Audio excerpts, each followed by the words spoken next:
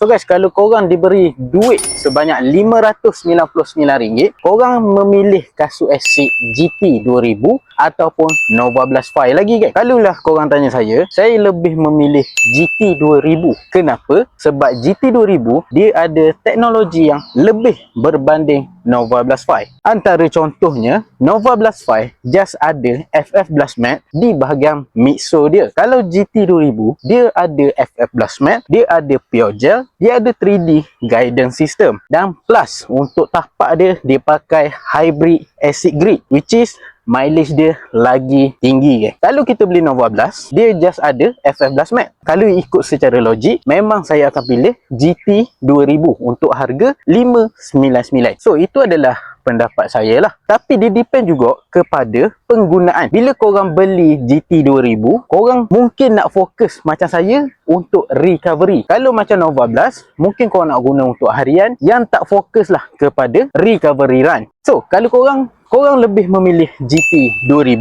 ataupun Nova Blast 5 dengan harga RM599, mana satu yang korang lebih pilih? Cuba komen guys.